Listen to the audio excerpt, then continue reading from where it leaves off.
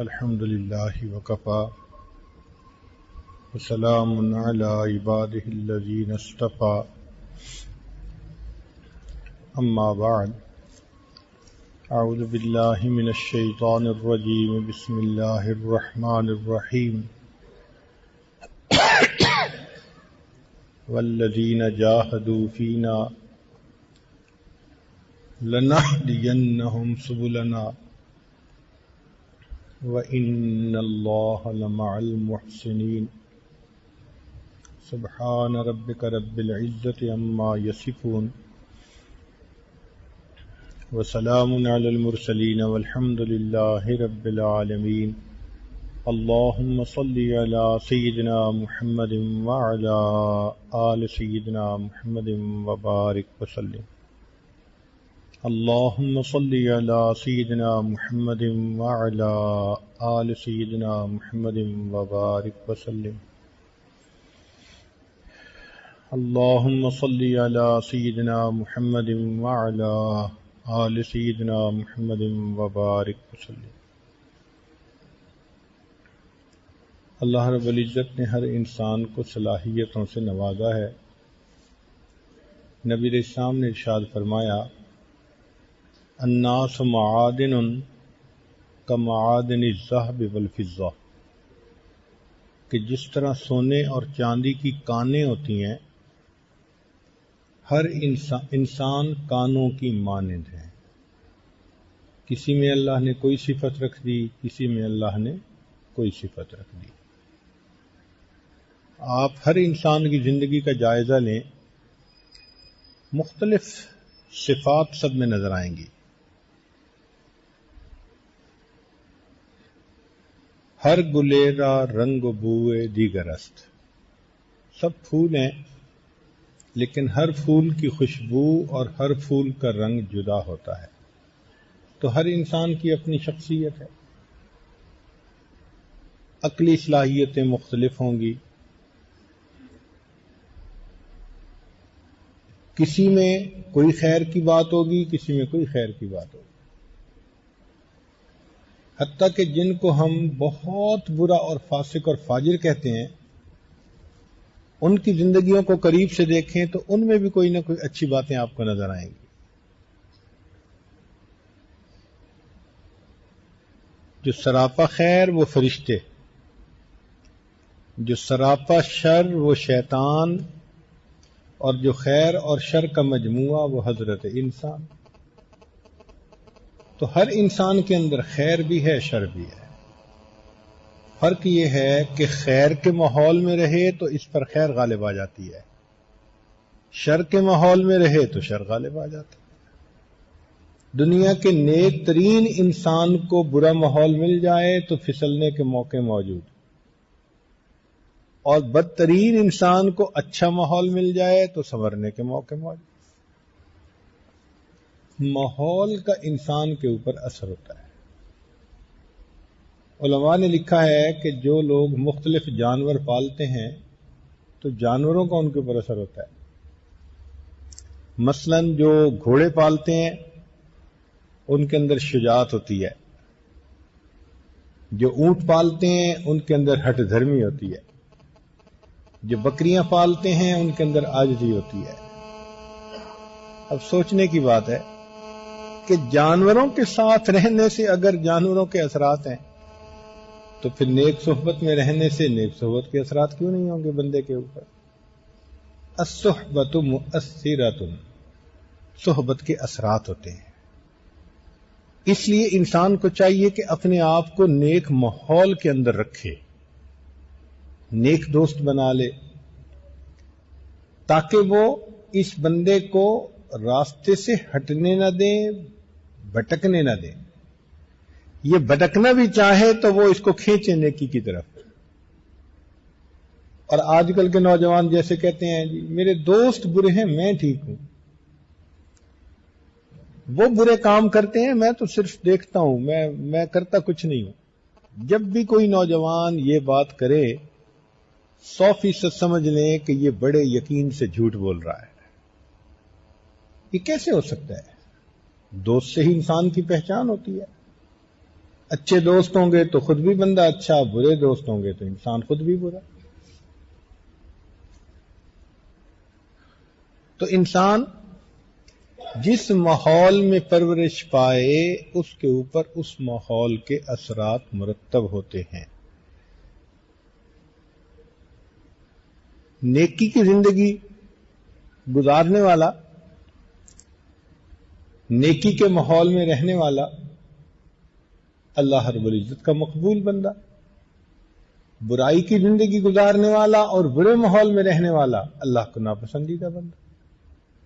تاہم انسان کے جسم میں جسمانی بیماریاں بھی ہوتی ہیں، روحانی بیماریاں بھی ہوتی ہیں. جسمانی بیماریوں کو تو آپ سمجھتے ہیں کہ جیسے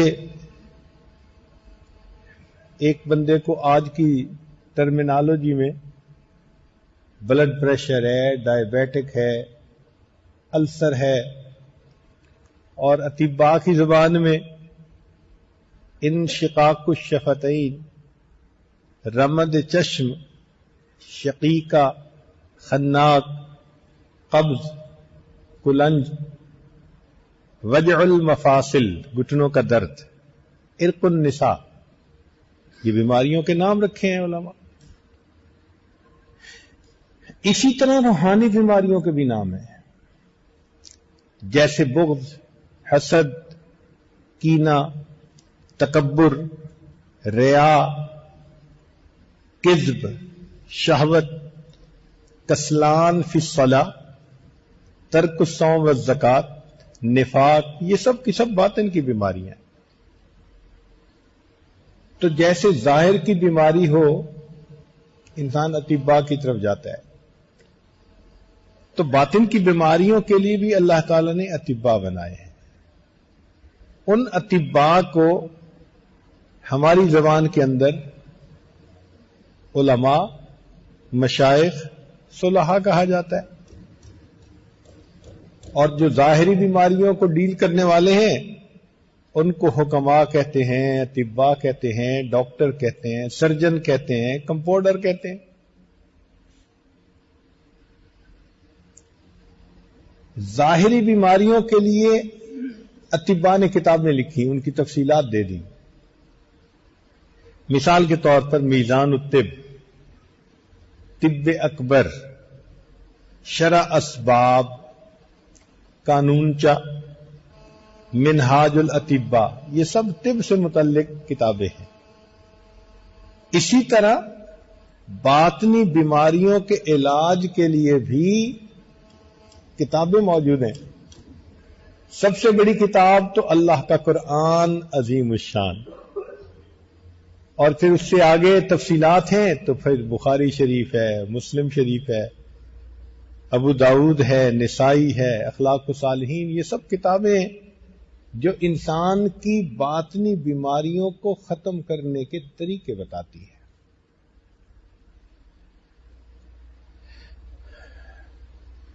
جسمانی بیماری کے لیے کوئی بھی آدمی صرف کتابوں تک محدود نہیں رہتا کہ جی مجھے بلڈ پریشر ہے اور میں کتاب سے پڑھ کے بلڈ پریشر کی گولی لے لوں گا. آپ دیکھو کوئی بھی بندہ ہو آج کل خود کتاب پڑھ کے اس کا دوا علاج کرتا ہے؟ کوئی نہیں کرتا. بھاگتے ہے ایک اسپیشلسٹ نہیں دوسرا اسپیشلسٹ، بلکہ ایک اسپیشلسٹ بتا دے کہ یہ بیماری ہے تو کہتے ہیں جی میں ایک اور اسپیشلسٹ سے ویریفائی کرتا ہوں. اسی طرح روحانی بیماریوں کے علاج کے لیے بھی ہمیں فقط کتابیں کام نہیں آئیں گی، کسی نہ کسی طبیب کی ضرورت ہوگی. شیطان ایک بڑا خوبصورت دھوکہ دیتا ہے، تمہیں کیا ضرورت ہے کسی سے اپنی بات کرنے کی، اپنی اصلاح خود کر لو. یہ ایسا ہی ہے جیسے کوئی سوچے کہ کیا ضرورت ہے ڈاکٹر کے پاس جانے کی، اپنا علاج خود کر لو. جو اپنا علاج خود کرے گا وہ جلدی مرے گا. بلکہ ہم نے تو دیکھا کہ ڈاکٹر بیمار ہوتا ہے تو فوراً دوسرے ڈاکٹر کے پاس جاتا ہے، اپنا علاج خود نہیں کرتے، حالانکہ اپنے پاس بھی نالج ہوتا ہے مگر پھر بھی دوسرے ڈاکٹر کو چیک کرواتے ہیں. दूसरे डॉक्टर की राय लेते हैं कि जी मुझे क्या बीमारी है। अपने बारे में इंसान की असेसमेंट ठीक नहीं होती। नफ्स अपनी बातों को मुज़य्यन करके पेश करता है, बुराई बुराई नहीं लगती।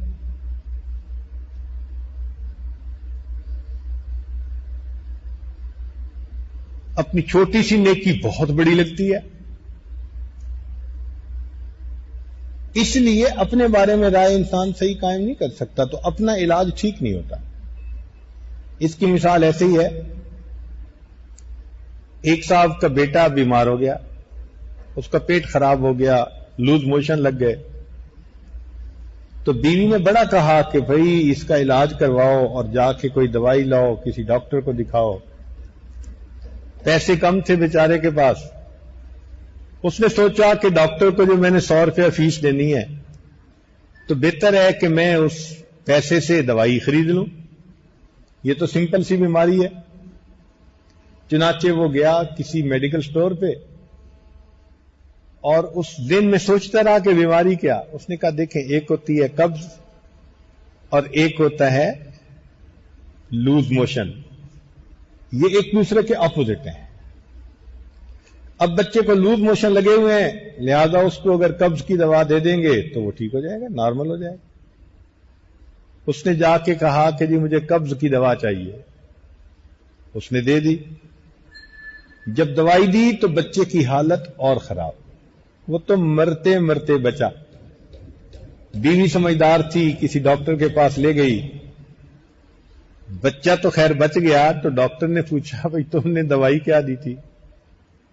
कहने लगा जी मैंने सोचा कि लूज मोशन लगे हैं, कब्ज की दवा खा लेगा तो ठीक हो जाएगा, मैंने कब्ज की दवा दी थी। उसने कहा अक्ल के अंधे, हमारी जबान में कब्ज की दवा कहते हैं कि कब्ज है खोलने की दवा दो, वो उल्टा और पेट लूज कर देती है। और तुम्हारे बेटे को पहले ही लूज मोशन लगे हुए थे। तो अपनी बीमारी का इलाज इंसान का ऐसा ही होता है। मीर क्या सादा है बीमार हुए जिसके सबब उसी अत्तार के लौंडे से दवा लेते हैं। नफ्स तो यही कहेगा बस ख्वाहिश पूरी कर लो सब ठीक है, मसला ही कोई नहीं। इसलिए मुआलिज की जरूरत पेश आती है। चुनाचे जिस्मानी इलाज के लिए कई तरीकाकार हैं। एक को हम कहते हैं यूनानी तिब, एक को कहते हैं एलोपैथिक, एक को कहते हैं होम्योपैथिक, और आजकल नए तरीके भी आ गए हैं। एक को कहते हैं एक्यूपंक्चर।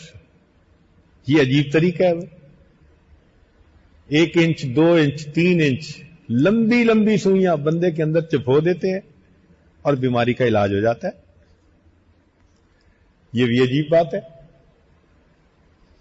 एक बंदे को नींद नहीं आती, वो डॉक्टर साहब एक सुई चुभोएंगे और वो ऐसे सोएगा जैसे नशे की दवा पी के सो रहा है। या अल्लाह, ये भी तरीका इलाज है। जिसका जी चाहे एलोपैथी, होम्योपैथी, तिब या एक्यूपंक्चर या जो जी चाहे तरीका इलाज इख्तियार करे।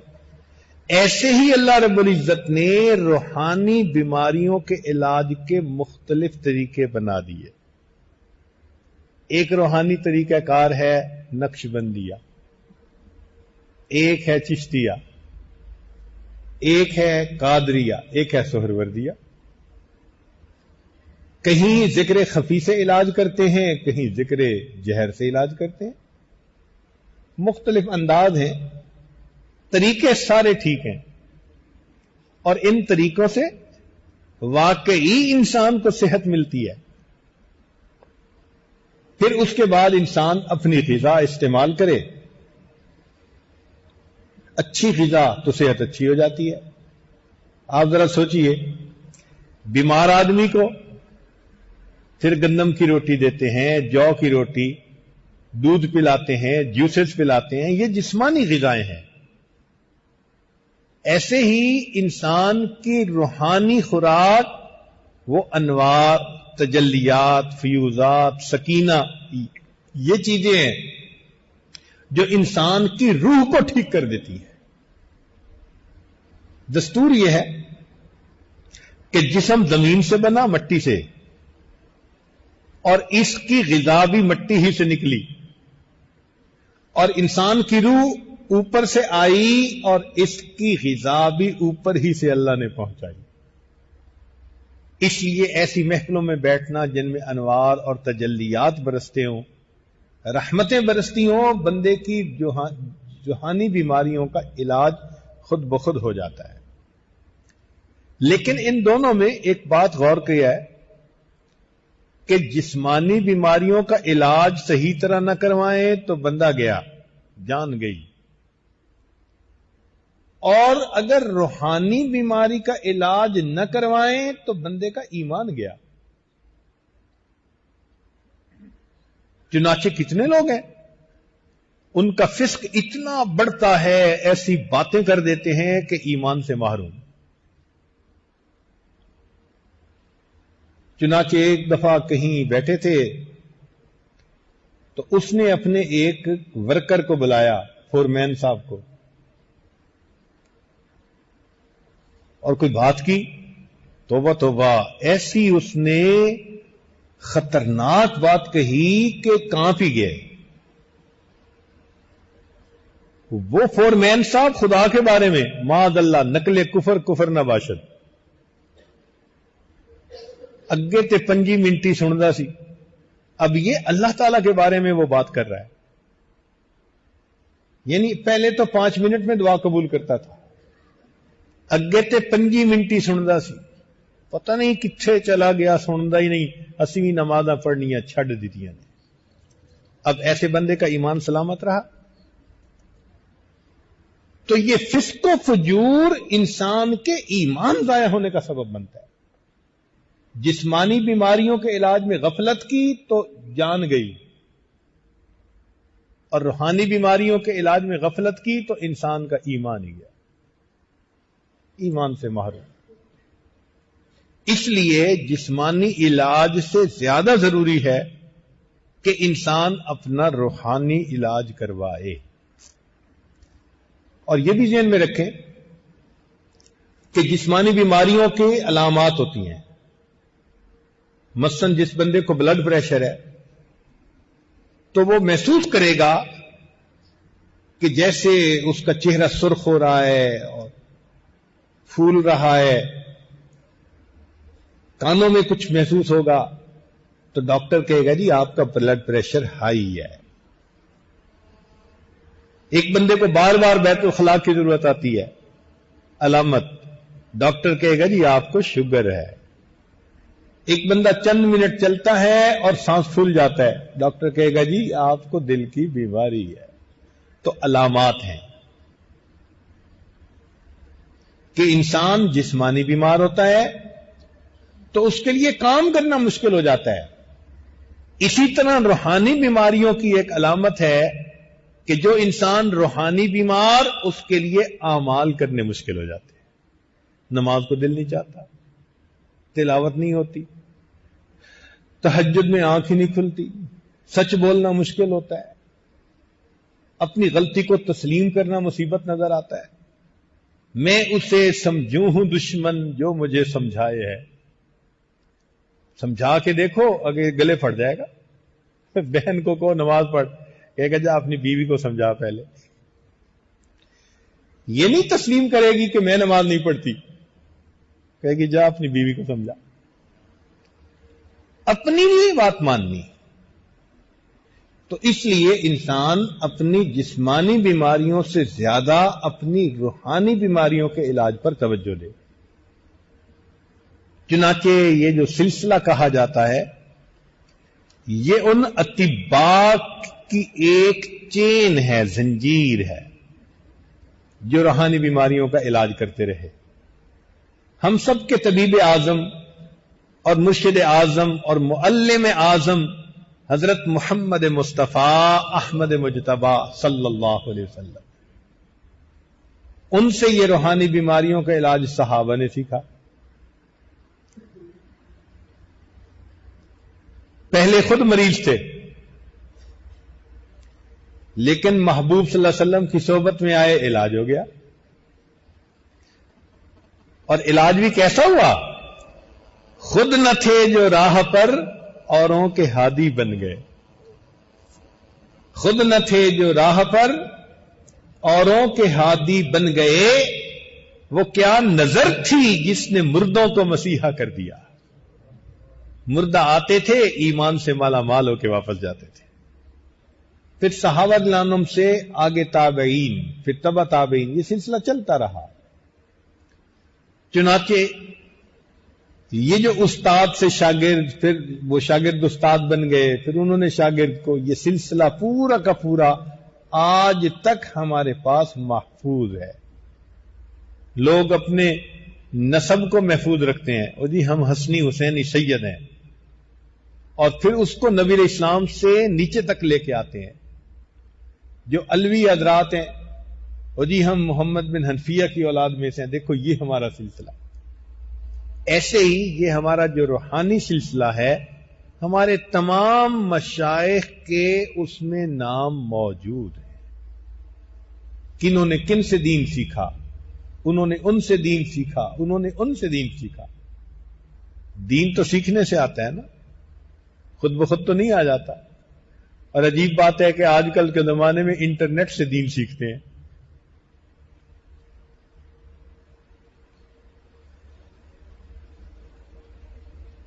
اور کئی تو سنا سنایا دین، بس استاد کوئی نہیں ہوتا. ادھر سے سن لی، ادھر سے بات سن لی، اخبار کی خبریں پڑھ لی، اور یہاں سے دین سمجھ لیا. ہر آنکھ آرے کہ بے استاد باشد، ہر آنکھ آرے کہ بے استاد باشد، یقین دانی کہ بے بنیاد باشد. ہر وہ بندہ جو بے استاد ہوتا ہے، سمجھ لو کہ وہ بے بنیاد، اس کی بنیاد ہوتی. اسی لیے بڑے آرام سے کہہ دیتے ہیں جی کہ یہ تصوف بدعت ہے. بھئی یہ بدعت کہاں سے آ گئی؟ یہ تو روحانی بیماریوں کا علاج ہے.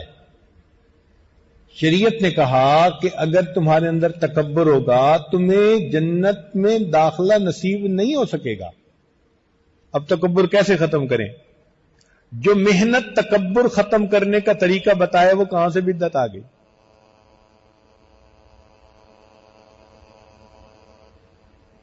ہاں، علماء اور مشائخ نے قرآن و حدیث پر غور کر کے وہاں سے اعمال نکالے اور ہمیں نسخہ دے دیا، بھئی یہ نسخے پہ عمل کر لو، تمہیں روحانی شفا ہو جائے گی.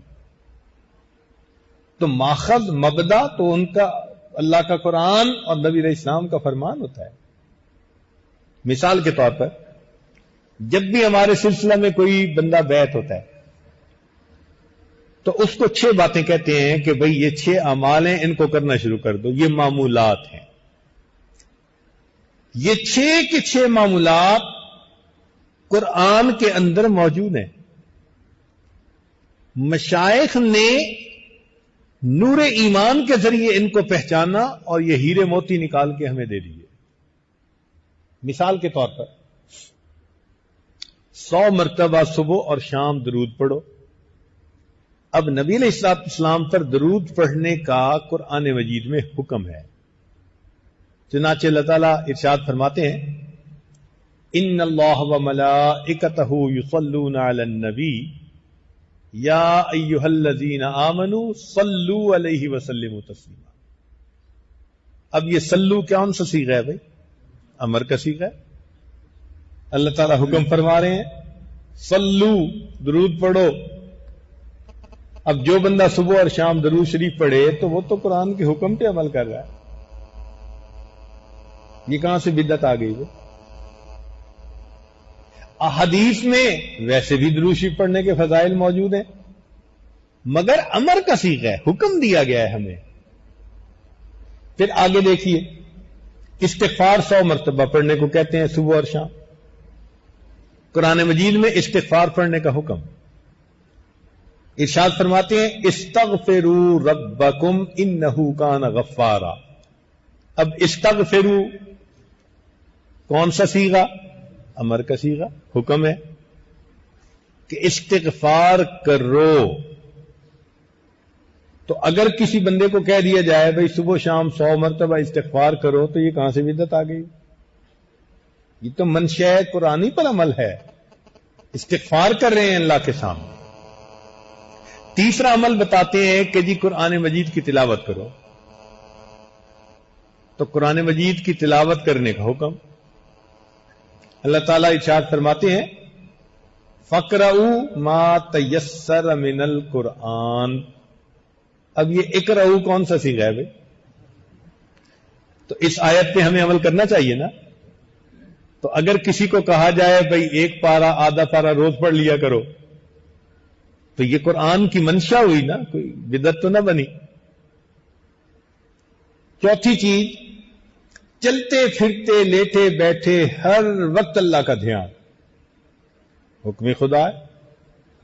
قرآن مجید میں اللہ تعالیٰ فرماتے ہیں فَاذْكُرُوا اللَّهَ فَاذْكُرُوا اللَّهَ قِيَامًا وَقُعُودًا وَعَلَىٰ جُنُوبِكُمْ. تم ذکر کرو. اب یہ اذکر اللہ کون سا صیغہ بنا؟ امر کا حکم ہے. کھڑے ہوئے بھی، بیٹھے ہوئے بھی، لیٹے ہوئے بھی اللہ کو یاد کرو. اب اگر کسی کو کہا جائے بھئی تم وقوف قلبی رکھو، یعنی لیٹے بیٹھے کھڑے اللہ کو یاد رکھو، تو یہ تو قرآن کی منشا ہوئی. پھر پانچویں چیز، ہمارے مشائخ فرماتے ہیں بھئی ذکر قلبی کرو.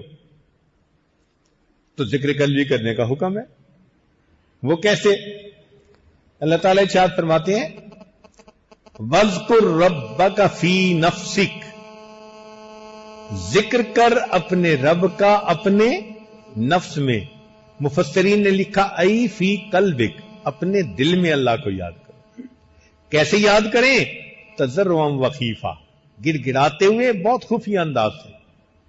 چنانچہ تفسیر معارف القرآن میں حضرت مفتی محمد شفیع رحمۃ اللہ علیہ فرماتے ہیں کہ تضرعا وخیفا کے الفاظ سے قرآن مجید سے ذکر قلبی کا ثبوت ملتا ہے. تو بھائی اگر کسی کو کہہ دیا جائے قرآن کی اس آیت پہ عمل کرو وَاذْكُرْ رَبَّكَ فِي نَفْسِكَ، تو یہ کہاں سے بدعت آ گئی؟ پھر چھٹی چیز بتاتے ہیں کہ مشائخ کی صحبت اختیار کرو. تو نیک لوگوں کی صحبت اختیار کرنے کا ویسے ہی حکم ہے. اللہ تعالی ارشاد فرماتے ہیں یا ایھا الذین آمنوا اتقوا اللہ وکونوا مع الصادقین. یہ کونو کون سا صیغہ بنا بھائی؟ تو اب ان 6 اعمال کو کرنے کا کسی کو اگر کہہ دیا جائے تو کدھر سے بدعت آ گئی؟ اس کا مطلب کہ جو بدعت کہتے ہیں یا تو وہ جاہل ہیں یا متجاہل ہیں. عالم ہوتے تو کبھی بدعت نہ کہتے. تو منشأ قرآنی پر عمل ہے. تو ہمارے مشائخ نے اپنے پاس سے کچھ نہیں کیا، انہی اعمال کو قرآن و حدیث سے لے کر بتا دیا بھائی اس کو تم یوں کر لو، اور اللہ اس میں برکت رکھ دیتے ہیں، بندے کو شفا نصیب ہو جاتی ہے. آپ ان 6 معمولات کو باقاعدگی سے کر کے دیکھیں، آپ کو اپنی زندگی میں خود فرق نظر آئے گا. آپ کا اپنا دل گواہی دے گا کہ ہاں اب میرے اندر اللہ کی محبت پہلے کی نسبت بڑھ گئی ہے. تو اس لیے جیسے ہم جسمانی بیماریوں کا علاج کرواتے ہیں، ایسے ہی ہمیں روحانی بیماریوں کا بھی علاج کروانا چاہیے. یہ روحانی بیماریاں واقعی ہوتی ہیں. ذہن میں ایک سوال پیدا ہوتا ہے، جی روحانی بیماریاں ہوتی ہیں، اس کی دلیل قرآن عظیم الشان میں سے کون سی دلیل؟ اللہ تعالیٰ ایک جگہ ارشاد فرماتے ہیں کہ اے نبی علیہ الصلوۃ والسلام کی بیویوں، پردے میں رہو، ایسا نہ ہو فَيَطْمَعَ الَّذِي فِي قَلْبِهِ مَرَضٌ، کہ تمہیں دیکھ کر طمع کرے وہ بندہ جس کے دل کے اندر بیماری ہے. اس کا مطلب یہ کہ قرآن سے ثابت ہو رہا ہے کہ جب غیر عورت کو دیکھ کر کسی کے دل میں طمع ہوتی ہے، شہوت اٹھتی ہے، تو یہ کیا چیز ہوتی ہے؟ فی قلبہ مرض. قرآن کہہ رہا ہے فَيَطْمَعَ الَّذِي فِي قَلْبِهِ مَرَضٌ. اب اگر ایک بندہ مسجد سے باہر نکلتا ہے اور اس کے لیے آنکھ کو کنٹرول کرنا مشکل، ادھر بھی عورت چلتی دیکھتا ہے ادھر بھی دیکھتا ہے، تو بھائی یہ تو کنفرمیشن ہو گئی کہ اندر روگ ہے۔ لوگوں کو ہم دھوکہ دے سکتے ہیں، رب کو تو دھوکہ نہیں دے سکتے۔ ہمارا رب تو جانتا ہے نا کہ یہ ادھر بھی دیکھتا ہے ادھر بھی دیکھتا ہے۔ تو جس کی نگاہ اس کے کنٹرول میں نہیں وہ پکا روحانی مریض ہے۔ ہوائی جہاز پہ سفر کرتے ہیں، ایئر ہوسٹس کو دیکھتے ہیں یا نہیں؟ بسوں پہ ویگنوں پہ سفر کرتے ہوئے مسافر عورتوں کی طرف دیکھتے ہیں یا نہیں؟ راستہ چلتے ہوئے ادھر ادھر دیکھتے ہیں یا نہیں؟ دکاندار صاحب آنے والی گاہک عورتوں کو دیکھتے ہیں یا نہیں؟ اگر نظر میں ہوس ہے اور نظر اٹھتی ہے پیچھا کرتی ہے تو یہ تو کنفرمیشن ہو گئی کہ روحانی بیماری موجود ہے۔ اب روحانی بیماری کی کنفرمیشن بھی ہو اور بندہ علاج نہ کروائے تو وہ تو قابل رحم انسان ہے۔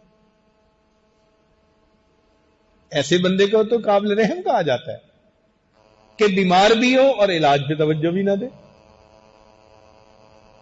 بلکہ اطباء کہتے ہیں کہ سب سے بڑا مریض ہی وہی ہوتا ہے جو اپنے آپ کو مریض ہی نہ سمجھے۔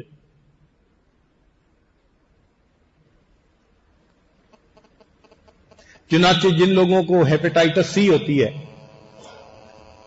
اور وہ علاج نہیں کرواتے، جی ٹھیک ہے، آپ دیکھیں چند مہینوں کے اندر ان کے جسم کے اعضاء سکڑ جاتے ہیں جس پر اثر ہوتا ہے اور بالآخر وہ بندہ موت کے منہ میں چلا جاتا ہے۔ یہی روحانی بیماری کا علاج یعنی مثال ہے کہ جو سمجھتا ہے کہ میری آنکھ پاک نہیں اور پھر علاج نہیں کرواتا، اس کا مطلب یہ بے ایمان مرنے کے لیے تیار ہے۔ چنانچہ علماء نے لکھا ہے کہ بد نظری کے بڑے نقصانات ہیں، ان میں سے ایک بڑا نقصان یہ کہ موت کے وقت بندہ کلمے سے محروم ہو جاتا ہے۔ اکثر موت کے وقت جو کلمے سے محروم ہوتا ہے بد نظری کے گناہ کی وجہ سے۔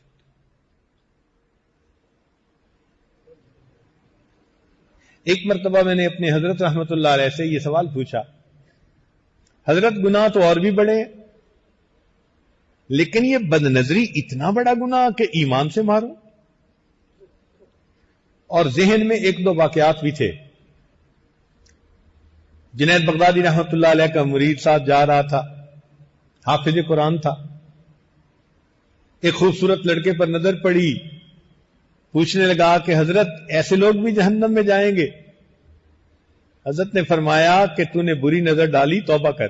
نہیں میں نے تو ویسے ہی کہا ہے، مانا نہیں۔ ابن جوزی رحمت اللہ علیہ فرماتے ہیں کہ اس بد نظری کا وبال اس پر اتنا پڑا 20 سال کے بعد قرآن مجید اس کے سینے سے نکل گیا، بھول گیا قرآن مجید۔ ابن جوزی رحمت اللہ علیہ ایک اور بھی مثال دیتے ہیں کہ مؤذن اذان دینے کے لیے مینارے پہ چڑھا اور ہمسائے کی طرف نظر پڑی، ان کی جوان لڑکی تھی، ایک بد نظری پر ایسا اثر ہوا کہ بالآخر ایمان سے محروم ہو گیا۔ تو اب یہ واقعات ڈراتے ہیں بندے کو۔ تو اس عاجز نے یہ سوال کیا کہ حضرت ان واقعات کو پڑھ کے تو بڑا ڈر لگتا ہے کہ کیا یہ اتنا بڑا گناہ ہے کہ ایمان ہی سے محروم؟ دیکھو قتل کرنے والے کو ایمان سے محروم نہیں کہا گیا، چوری کرنے والے کو محروم نہیں کہا گیا، لیکن بد نظری کرنے والے کو ایمان سے محروم۔ حضرت نے فرمایا کہ ہاں، اس کی بنیاد یہ ہے کہ یہ اللہ رب العزت کی غیرت کا معاملہ ہے۔ کیونکہ انسان غیر کی طرف للچائی نظر سے دیکھتا ہے، اللہ فرماتے ہیں اور تو حسن دینے والے کو بھول گیا اور حسن کے پیچھے دیوانہ بن گیا۔ میری طرف سے تو نے نظریں ہٹا لی، مخلوق کے اوپر نظریں جمائی۔ یہ جو غیرت ہوتی ہے نا، یہ برداشت نہیں کرتی۔ آپ دیکھیں بیوی سب کچھ برداشت کر جاتی ہے، لیکن مرد اگر کسی غیر کی طرف نظر اٹھا کے دیکھے بیوی کو برداشت نہیں. یہی اللہ رب العزت کا معاملہ ہے.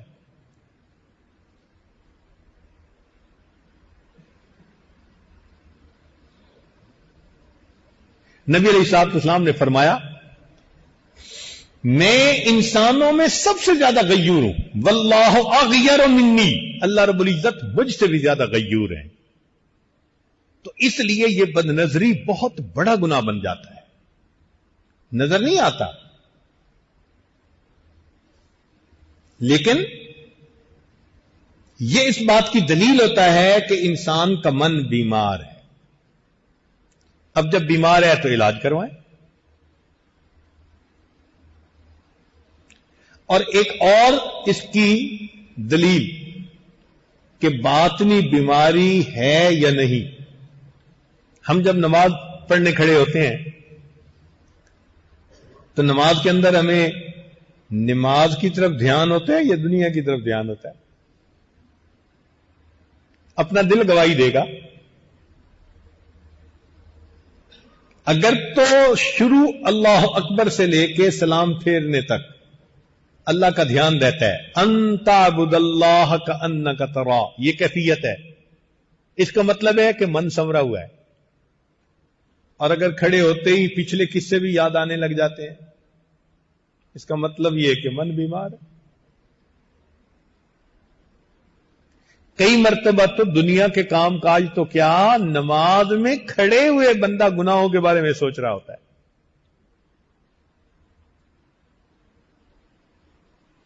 چنانچہ ایک مرتبہ ایک شہر میں نماز کے اوپر اس ساجد نے بیان کیا تو ایک عالم ملنے کے لیے آئے. ان کی یہ بھویں سفید تھیں، داڑھی بھی سفید تھی. کہنے لگے جی کہ میں پچھلے 26 سال سے بخاری شریف پڑھا رہا ہوں، اور جیسی نماز کے بارے میں آپ نے بیان کیا مجھے زندگی میں ایک بھی نصیب نہیں ہوئی. خیر اس کو سمجھایا، بتایا، چلے گئے. بعد میں ساتھی بتانے لگے جی کہ یہ فلاں جو غیر مقلدوں کا مدرسہ ہے اس میں بخاری شریف کے شیخ الحدیث ہیں. شیخ الحدیث صاحب 26 سال گزر گئے، خود فرماتے ہیں کہ مجھے ایک نماز ایسی نہیں ملی. تو میں نے ان کو پھر جواب میں یہی کہا کہ جی آپ کسی کے پاس گئے ہیں نماز سیکھنے کے لیے؟ کہنے لگا گیا تو کوئی نہیں.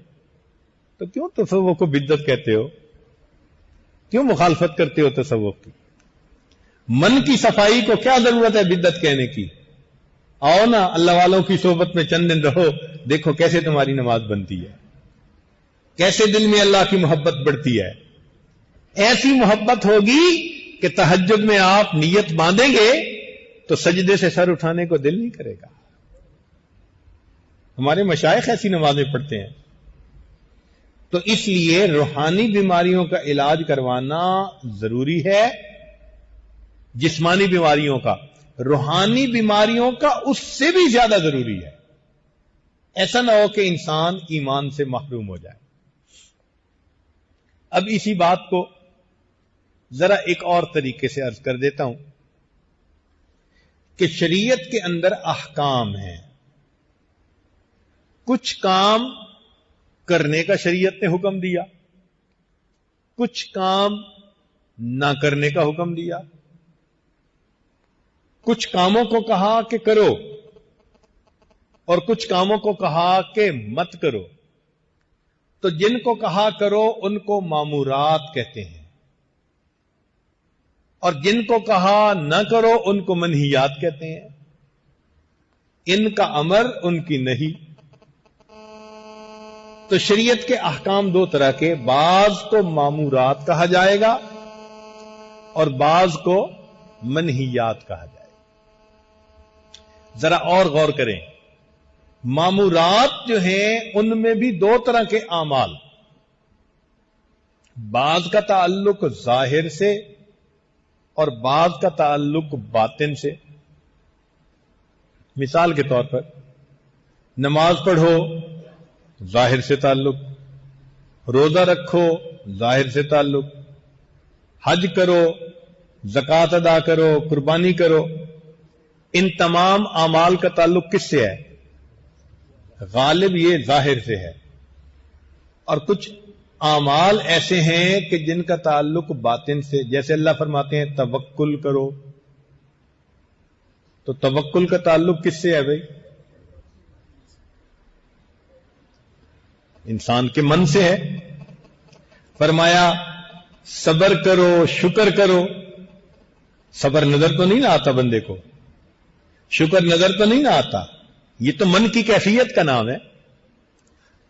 تو معلوم ہوا کہ شریعت نے جن احکام کا حکم دیا ان میں بعض کا تعلق ظاہر سے ہے اور بعض کا تعلق باطن سے ہے۔ اسی طرح منہیات کا معاملہ ہے، ان میں بھی دو طرح کے اعمال ہیں، بعض کا تعلق ظاہر سے اور بعض کا تعلق، مثلا شریعت نے کہا چوری نہ کرو، شراب نہ پیو، قتل نہ کرو، زنا نہ کرو، ان تمام اعمال کا تعلق ظاہر سے ہے، شریعت نے منع کیا، اور کچھ چیزیں جن سے شریعت نے منع کیا ان کا تعلق باطن سے ہے، مثلا حسد نہ کرو۔ اب کسی کو حسد نظر آتا ہے آنکھ سے؟ آنکھ سے تو نہیں نظر آتا، اللہ ہی جانے کسی کے دل میں کیا ہے۔ شریعت نے کہا کہ دل میں کینہ نہ رکھو، کیا پتا کس کے دل میں کینہ بھرا ہوا ہے، پنجابی میں جس کو کہتے ہیں نا وٹ رکھنا، اپنے دل میں کسی کے بارے میں بیر رکھنا، اس کو شریعت میں کینہ کہتے ہیں۔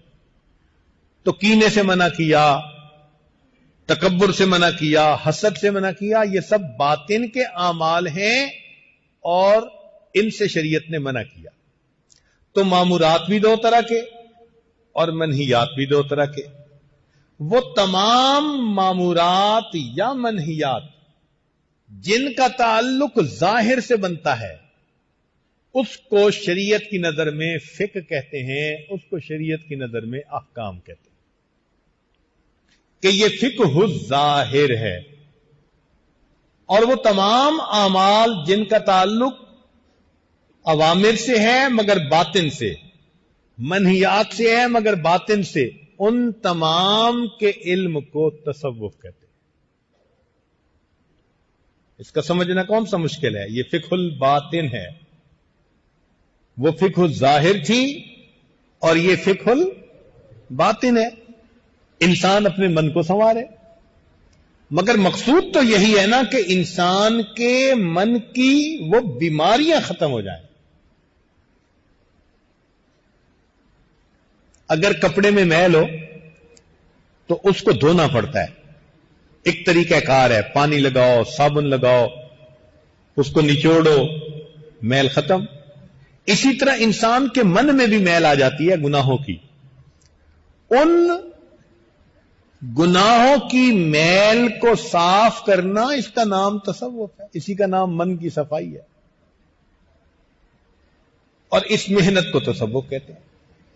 اللہ رب العزت نے تزکیہ نفس کی اہمیت قرآن مجید میں بیان فرما دی، چنانچہ ارشاد فرمایا قد افلح من تزکا، تحقیق فلاح پا گیا وہ جو ستھرا ہوا۔ تو جو بندہ بھی ستھرا ہوگا یعنی من سے میل کو ختم کرے گا وہ فلاح پائے گا۔ قرآن مجید میں ایک جگہ 7 قسمیں کھا کر اللہ نے فرمایا کہ تم اپنے من کو صاف کرو، صاف کرنے والا فلاح پائے گا۔ آپ غور کریں کہ ایک قسم کھا لینا کسی معتبر بندے کا بڑا ہوتا ہے، پھر ڈبل قسم کھائے، 3 دفعہ قسم کھائے، ان اے رو اللہ تعالیٰ نے ایک ہی دم میں 7 قسمیں کھائیں۔ والشمس وضحاها والقمر اذا تلاها والنہار اذا جلاها واللیل اذا یغشاها والسماء وما بناها والارض وما طحاها، 7واں ونفس وما سواها فالہمها فجورها وتقواها قد افلح من زکاها۔ 7 قسمیں کھائیں اور فرمایا کہ جو نفس کو ستھرا کر لے گا وہ کامیاب ہو جائے گا۔ تو اب ہمیں اس کی اہمیت کا اندازہ لگانا چاہیے کہ یہ من کی صفائی کتنی ضروری ہوتی ہے. یہ بعثت کے مقاصد میں سے ہے. اس لیے نبی علیہ السلام جو تشریف لائے تو آپ کے جو 4 مقاصد تھے تو ان میں فرمایا وَيُزَكِّيهِمْ، آپ ان کا تزکیہ فرمائیں گے، ان کو ستھرا فرمائیں گے. تو اس سے بھی بات سمجھ میں آتی ہے کہ واقعی انسان کو اپنے من کی صفائی کے لیے محنت کرنی چاہیے اور تزکیہ نفس حاصل کرنے کے لیے کوشش میں لگے رہنا چاہیے. اسی بات کو ایک اور اینگل سے آپ کے سامنے پیش کرتے ہیں کہ ایک تھی تعلیمات نبوی، ایک تھی تعلیمات نبوی اور ایک تھی کیفیات نبوی. یہ جو تعلیمات نبوی ان کو علم شرائع کہتے ہیں، شرع کا علم، اور یہ جو کیفیات نبوی ان کو علم الاحسان کہتے ہیں. اسی علم الاحسان کا دوسرا نام تصوف ہے. بھائی ہم اب تصوف کہتے ہیں اور آپ کو اس نام سے چڑ ہے، آپ اس کو تزکیہ کہہ دیں، آپ اس کو احسان کہہ دیں، یہ تو قرآن کے الفاظ ہیں نا. واللہ یحب المحسنین، اللہ محسنین سے محبت فرماتے ہیں. تزکیہ تو قرآن کا لفظ ہے نا، تو آپ اپنی پسند کا لفظ بول لیں. یہ تو نام مشہور ہو جاتے ہیں جو اللہ چاہتے ہیں. اسی طرح یہ نام تصوف شہرت پا گیا. شروع میں اس کو علم الاحسان ہی کہتے تھے، تزکیہ کا علم ہی کہتے تھے، مگر ایک لفظ معروف یہ چل پڑا. تو ناموں سے کیا ہوتا ہے؟ اصل تو حقیقت کو دیکھا جاتا ہے نا. ایک آدمی کسی چیز کو اے کہے، دوسرا بی کہے، تیسرا سی کہے، کیا فرق ہے بھائی؟ چیز تو وہی ہے جو ہے. تو تصوف ایک حقیقت ہے، اس کو مانے بغیر انسان کا چارہ نہیں ہے.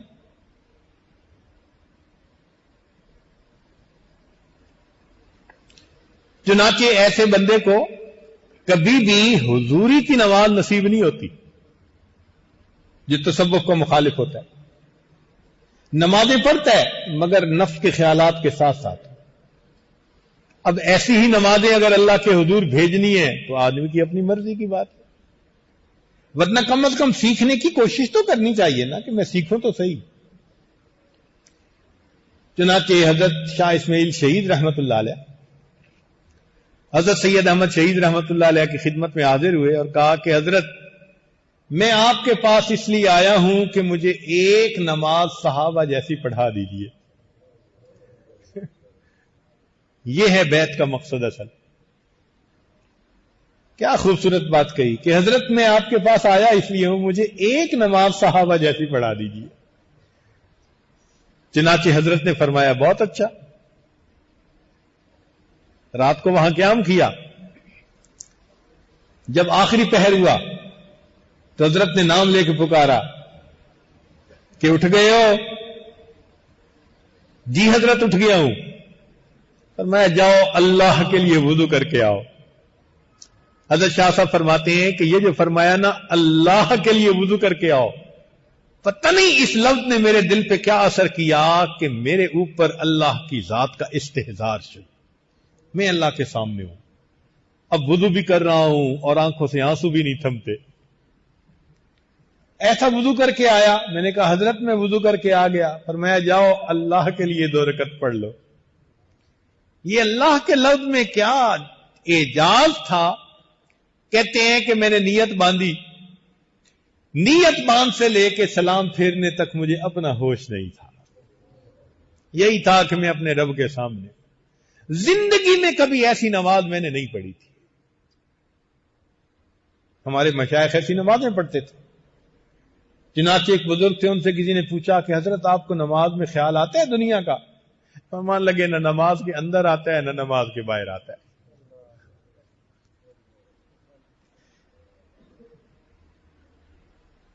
تو اس تزکیہ کا یہ فائدہ کہ انسان پھر ایسی نمازیں پڑھتا ہے.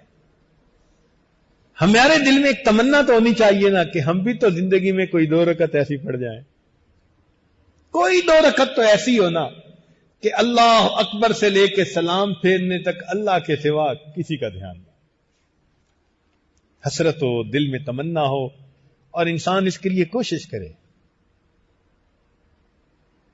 بغیر صحبت کے ہزاروں نفل پڑھنے کی کوشش کریں گے، یہ رکعت نصیب نہیں ہوگی. حتیٰ کہ بعض نوجوان بتاتے ہیں کہ حضرت ایک دفعہ ہم نے یہ نیت کی کہ ہم نے کچھ نہیں سوچنا، اور پوری نماز یہی سوچتے رہے کہ کچھ نہیں سوچنا.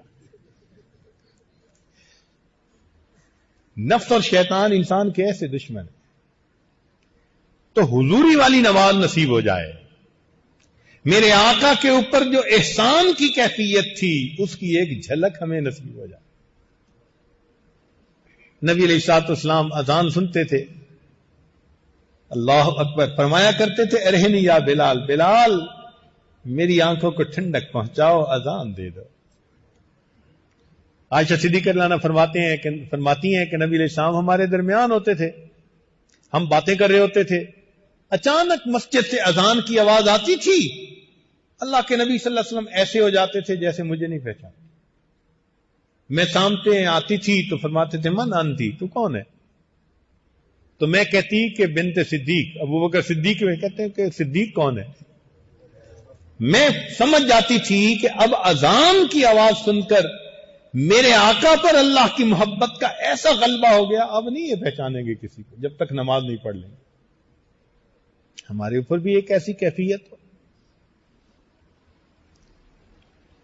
چنانچہ جو تعلیمات نبوی ہیں یہ نبی علیہ السلام کی مبارک زبان سے صادر ہوئی، صحابہ نے کان سے سنی، اور یہ علم آگے چلا. اس کو علم شرائع کہتے ہیں، حدیث کی شکل میں. اور جو کیفیات نبوی تھی وہ صحابہ نے آپ کی صحبت میں بیٹھ کر سیکھی، وہ دل سے دل میں منتقل ہوئی، وہ دل سے دل میں منتقل ہوئی.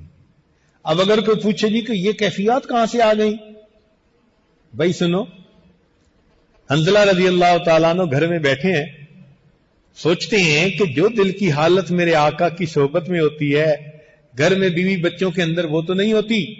کہنے لگے او ہو نافق حنظلہ، نافق حنظلہ، حنظلہ منافق ہو گیا. چل پڑے نبی علیہ السلام کی خدمت میں. راستے میں صدیق اکبر عنہ سے ملاقات ہوئی، پوچھا بھائی کہاں جا رہے ہو؟ کہنے لگے جی حنظلہ تو منافق ہو گیا. پوچھا کیوں؟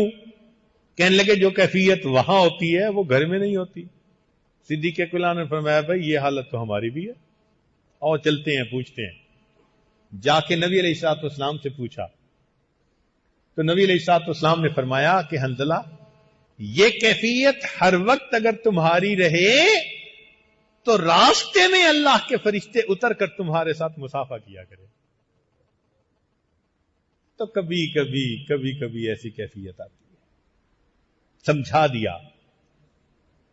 اب یہاں طالب علم کے ذہن میں سوال پیدا ہوتا ہے کہ کیا گھر میں ایمان کم ہوتا تھا اور نبی علیہ السلام کی صحبت میں ایمان پورا ہو جاتا تھا؟ طالب علم کے ذہن میں سوال تو آتا ہے نا. نہیں ایسا نہیں تھا، ایمان پورا ہی تھا.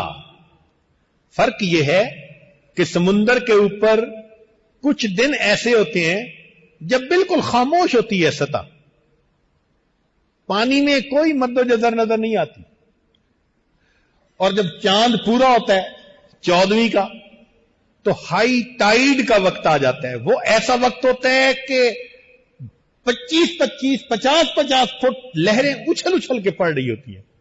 بھائی سمندر کا پانی بڑھ تو کوئی نہیں گیا، سمندر میں ہیجان آ گیا، سمندر کے اندر مد و جزر آ گئی. صحابہ کے ایمان کی یہی کیفیت تھی. گھر میں جاتے تھے تو پرسکون نظر آتا تھا لیول. میرے آقا کی خدمت میں آتے تھے، وہ چاند سامنے ہوتا تھا، مد و جزر ہو جاتی تھی، ہائی ٹائیڈ محسوس ہوتی تھی. اللہ والوں کی صحبت میں بھی یہی ہوتا ہے کہ انسان ان کی صحبت میں آتا ہے تو اس کو اپنے ایمان کے اندر ایک حرارت محسوس ہو جاتی ہے.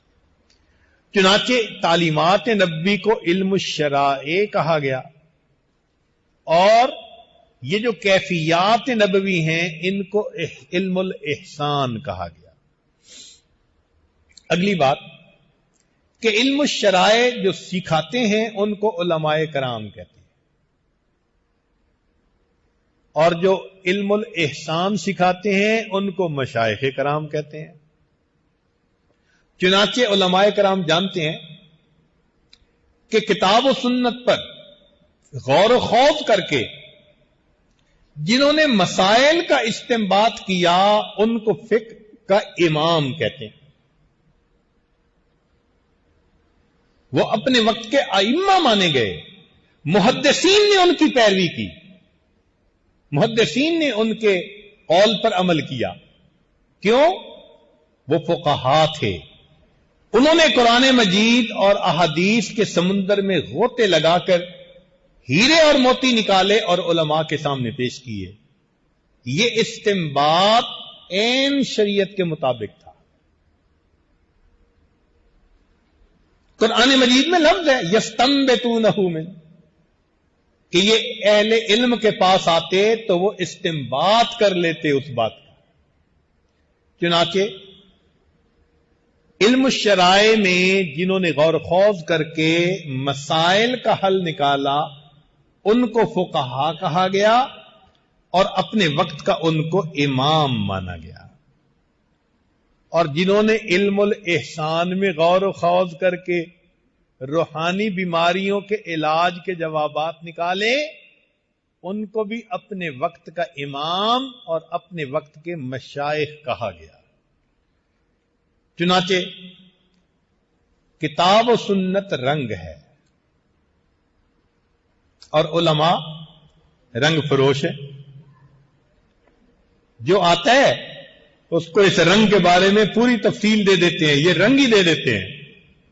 لیکن ایک ہوتا ہے رنگ فروش، رنگ تقسیم کرنے والا، اور ایک ہوتا ہے رنگ ریز، رنگ چڑھانے والا۔ یہ رنگ چڑھانے والا اور ہوتا ہے۔ بازاروں میں رنگ ریز کی دکان ہوتی ہے، آپ کوئی کپڑا لے کر جائیں بھئی یہ رنگ ڈال دیں اس میں، وہ رنگ چڑھا دیتے ہیں۔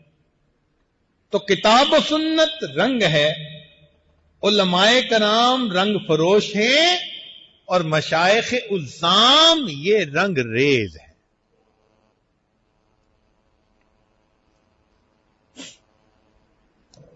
رنگ ریز ہیں۔ جو بندہ بھی ان کی صحبت میں آتا ہے یہ اس کے دل پہ اللہ کا رنگ چڑھا دیتے ہیں۔ صبغۃ اللہ ومن احسن من اللہ صبغہ، اللہ کا رنگ، اور کون ہے اللہ سے بہتر رنگ دینے والا؟ اللہ کے رنگ سے بہتر کوئی رنگ نہیں ہو سکتا۔ تو مشائخ یہ رنگ چڑھا دیتے ہیں۔ اب ہمیں دونوں سے رابطہ کرنے کا حکم دیا گیا، علماء سے بھی اور مشائخ سے بھی۔ توجہ فرمائیے، ہمیں کیا حکم دیا گیا کہ علماء سے بھی اپنا تعلق جوڑیں، اور علماء سے تعلق جوڑ کے علم الشرائع سیکھیں، شریعت کا علم سیکھیں، اور مشائخ سے تعلق جوڑ کر باطن کا علم سیکھیں۔ قرآن مجید میں فرمایا فَاسْأَلُوا أَهْلَ الذِّكْرِ إِن كُنتُمْ لَا تَعْلَمُونَ، اگر تم نہیں جانتے تو اہل ذکر سے، علماء نے لکھا اہل علم مراد ہے۔ تو فَاسْأَلُوا کون سا صیغہ ہے بھائی؟ اس کا مطلب ہے حکم دیا گیا نا کہ علماء سے رابطہ رکھو، ان سے دین سیکھو، ان سے شریعت سیکھو، حکم ہے ہمیں ہر بندے کو۔ اور اسی طرح فرمایا کہ اتقوا اللہ وکونوا مع الصادقین، کہ اللہ سے ڈرو اور سچوں کی صحبت اختیار کرو۔ تو کونو کون سا صیغہ؟ تو مشائخ کی صحبتوں میں بیٹھنے کا بھی حکم ہے۔ ادھر بیٹھیں گے تو ہم باطن کا علم سیکھیں گے، اور مدارس میں بیٹھیں گے تو ہم شریعت کا علم سیکھیں گے۔ اور کئی مرتبہ ایسی شخصیتیں ہوتی ہیں، مرج البحرین ہوتی ہیں، اللہ رب العزت ان کو علم ظاہر اور علم باطن دونوں کا علم عطا فرما دیتے ہیں. چنانچہ ہمارے کتنے مشائخ ایسے گزرے علم ظاہر میں بھی جبال علم میں سے تھے. حضرت نانوتوی رحمت اللہ علیہ، حضرت گنگوہی، حضرت شیخ الہند رحمت اللہ علیہ، حضرت مدنی رحمت اللہ علیہ جبال علم میں سے تھے. اور یہ ساری کی ساری شخصیتیں عین اسی وقت علم باطن کے بھی امام تھے، مشائخ تھے. تو ہمیں حکم دیا گیا کہ ہم علماء سے رابطہ رکھیں مسائل دین سیکھنے کے لیے، مشائخ سے رابطہ رکھیں اپنے من کے علاج کے لیے. تو جہاں ظاہر کی تعلیم دی جاتی ہے اس کو مدرسہ کہا جاتا ہے، جہاں باطن کی تعلیم دی جاتی ہے اس کو خانقاہ کہا جاتا ہے. اور یہ اللہ رب العزت کا تکوینی معاملہ ہے کہ اللہ رب العزت نے اس دنیا میں اپنی 4 کتابیں نازل فرمائی: زبور، تورات، انجیل اور قرآن. 4 کتابیں اللہ رب العزت نے نازل فرمائی. اور پھر نبی علیہ الصلوۃ والسلام کے آگے 4 ہی خلفائے راشدین، ابو بکر و عمر، عثمان و علی رضوان اللہ علیہم اجمعین. یہ چاروں حضرات خلفائے راشدین کہا جاتا. اور پھر آگے اللہ تعالیٰ نے مہربانی کی کہ علم الشرائع میں بھی یوں تو درجنوں فقہا تھے جن کی اقتدا ہوئی. امام اوزائی کی اقتدا ہوئی، سفیان ثوری رحمت اللہ علیہ کی اقتدا ہوئی، حماد رحمت اللہ علیہ کی ہوئی، کتنے حضرات تھے. لیکن 4 ایسے تھے کہ جن کے اوپر امت مجتمع ہو گئی. امام اعظم ابو حنیفہ رحمت اللہ علیہ، امام احمد بن حنبل، امام شافعی اور امام مالک رحمت اللہ، 4 کے اوپر. اب یہاں کوئی سوال کرے کہ جی دین میں یہ 4 ہی امام کیوں؟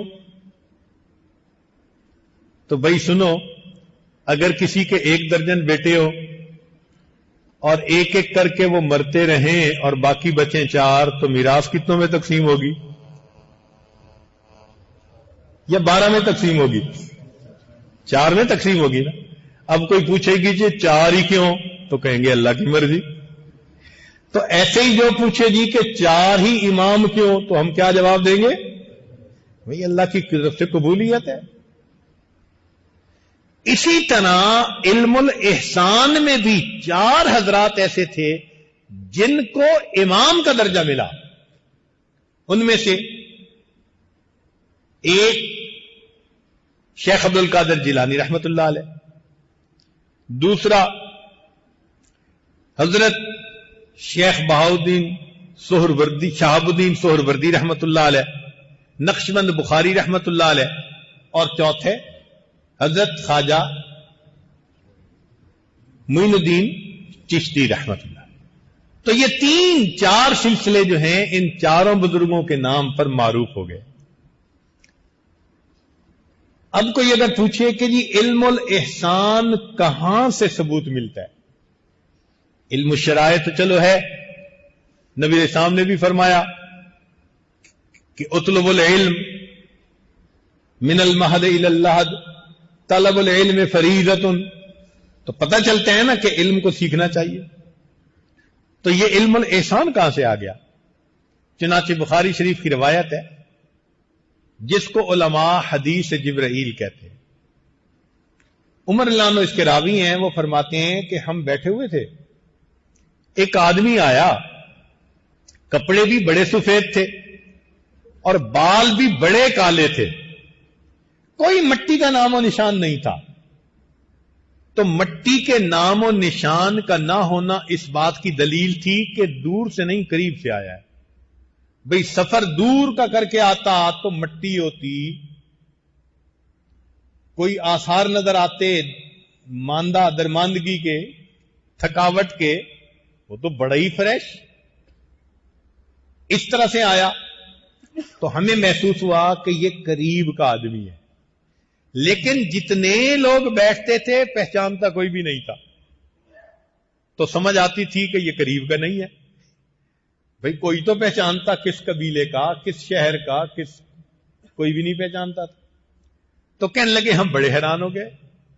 وہ آئے اور نبی علیہ السلام کے سامنے اس طرح سے بیٹھ گئے، رکبتن الی رکبتئی، محبوب صلی اللہ علیہ وسلم کے جو گھٹنے تھے نا ان کے گھٹنوں کے ساتھ گھٹنے ملا دیے، ماشاءاللہ. اور پھر نبی علیہ السلام سے سوال پوچھا، مل ایمان؟ نبی علیہ السلام نے جواب دیا. جب جواب دیا تو وہ کہنے لگا، صدقتا، آپ نے سچ کہا. ہم اور ہے نا، یا اللہ پوچھ رہا ہے جیسے پتہ نہیں، اور صدقتا کہہ رہا ہے جیسے پہلے سے پتہ ہے. پھر دوسرا سوال اس نے پوچھا، مل اسلام؟ نبی علیہ السلام نے پھر جواب دیا، کہنے لگا صدقتا، آپ نے سچ فرمایا. پھر تیسرا سوال پوچھا، مل احسان؟ احسان کیا ہے؟ تو نبی علیہ السلام نے فرمایا، ان تعبد اللہ کا انک تراہ، کہ تو اللہ کی عبادت ایسے کر جیسے تو دیکھتا ہے.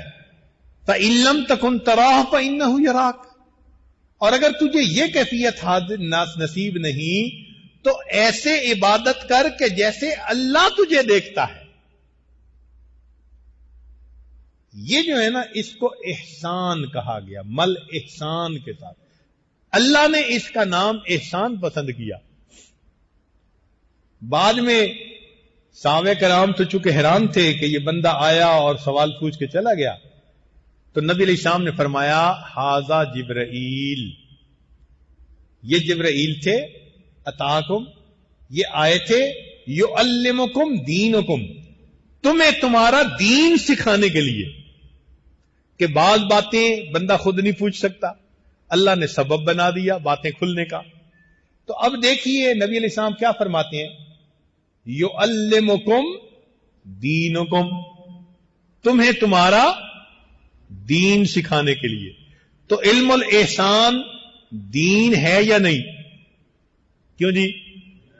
یعلمکم دینکم. اب جو بندہ کہے جی کہ یہ بدعت ہے تو سمجھ لگ گئی نا کہ مبلغ علم ان کا کتنا ہے. پتہ چل گیا نا کہ ان کا حدیث کا اور قرآن کا علم ہے کتنا بیچارہ. ھذا جبرائیل، یہ جبرائیل تھے، آئے تھے یعلمکم دینکم، تمہیں تمہارا دین سکھانے کے لیے. تو یہ باطن کی صفائی، تزکیہ، علم و احسان دین ہے، یہ کوئی الگ چیز نہیں ہے.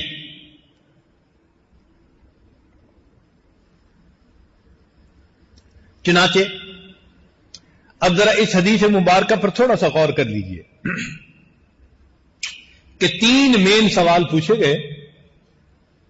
ایک ایمان سے متعلق، اور دوسرا اسلام سے متعلق، اور تیسرا احسان سے متعلق.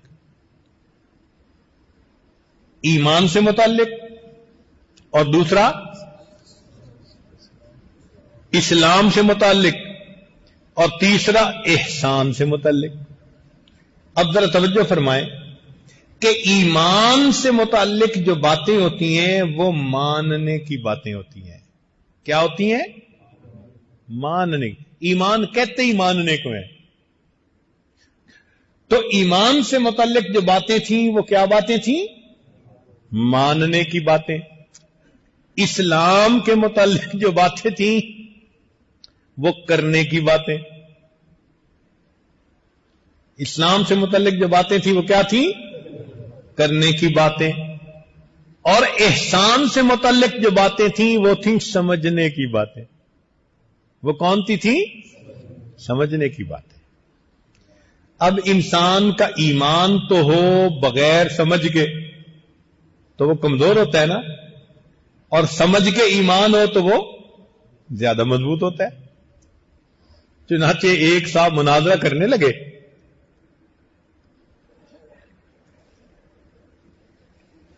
مناظرے کے دوران جو مخالف تھا اس نے کہا جی تھوڑی دیر کے لیے میں مسلمان اپنے آپ کو سمجھتا ہوں، تم اپنے آپ کو کافر سمجھو. اور مناظر صاحب کہنے لگے اچھا ایسے ہی صحیح، فقط کفر. اللہ اکبر. کیونکہ ایمان اس کے پاس تھا مگر سمجھ نہیں تھی ابھی. تو بنا سمجھے جب ایمان ہوتا ہے نا تو آدمی جلدی معلوم ہو جاتا ہے. اس بدبخت نے اس کو ایمان سے معروم کر دیا. کیوں؟ ہم زندگی میں ایک لمحہ بھی نہیں کہہ سکتے کہ ہم ایمان والے نہیں ہیں. ایک لمحہ کے لیے نہیں کہہ سکتے. جیسے قمیص ہے نا ہر وقت جسم پہ ضروری ورنہ ننگا، ایسے ہی دین ہے ہر وقت ضروری ورنہ دین سے انسان ننگا. تو چونکہ اس بیچارے کو سمجھ نہیں تھی کہنے لگا اچھا تھوڑی دیر کے لیے میں اپنے آپ کو کافر سمجھتا ہوں. لا حول ولا قوت الا باللہ. تو ایک ہے ماننے کی باتیں، ایک ہیں کرنے کی باتیں، اور ایک ہیں جب سمجھ کر ایمان لایا جاتا ہے نا تو وہ ایمان مضبوط ہوتا ہے. اور جو بے سمجھے کی باتیں ہوتی ہیں تو محروم ہونا، جس کو قیمت کا پتہ ہی نہیں وہ کیسے حفاظت کرے گا. وہی شیخ سعدی رحمت اللہ علیہ والی بات ہے نا. کہتے ہیں میں بچہ تھا، والدہ نے سونے کی انگوٹھی بنا کے پہنا دی، میں باہر نکلا تو ٹھگ آ گیا. اس کے پاس گڑ تھا، اس نے گڑ کی ڈلی چکھائی. کہتے ہیں سناؤ کیسی ہے؟ میں نے کہا بڑی میٹھی ہے. کہتے ہیں اپنی انگوٹھی کو چوسو. میں نے چوسی تو اس میں کوئی لذت ہی نہیں تھی. کہنے لگا میٹھی چیز لے لو اور پھیکی چیز دے دو. میں تیار ہو گیا، چنانچہ گڑ کی ڈلی لے لی اور سونے کی انگوٹھی دے دی. جو بے سمجھے ایمان لائے گا نا اس کا یہی حال ہوگا کہ جلدی معلوم ہو جائے گا. اس لیے یہ احسان انسان کے ایمان کی حفاظت کا سبب ہے. جس کو احسان والی وہ کیفیت حاصل ہوگی وہ کبھی ایمان سے محروم نہیں ہو سکتا. سمجھ کے ایمان لایا.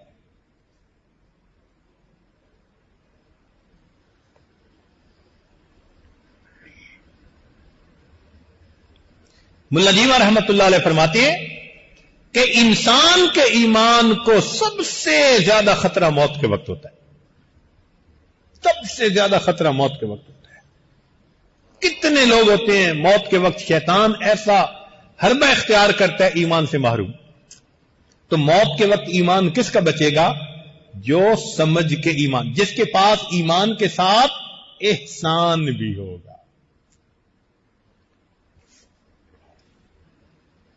اس وقت یہ ظاہری دلیلیں نہیں چلتی. امام راضی رحمت اللہ علیہ اللہ رب العزت کے وجود پر 100 دلیلیں انہوں نے قائم کی. کہتے ہیں کہ جب موت کا وقت آیا تو شیطان بدبخت آ گیا. کہتے ہیں کہ راضی خدا تو موجود نہیں ہے. انہوں نے کہا دلیل ہے. تو امام راضی نے ایک دلیل دی، اس مردود نے دلیل کو توڑ دیا. انہوں نے دوسری دلیل دی، اس نے توڑ دیا. تیسری دلیل دی.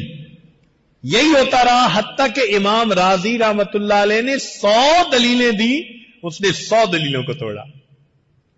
تو امام راضی رحمت اللہ گھبرا گئے. مگر اللہ والوں سے تعلق تھا.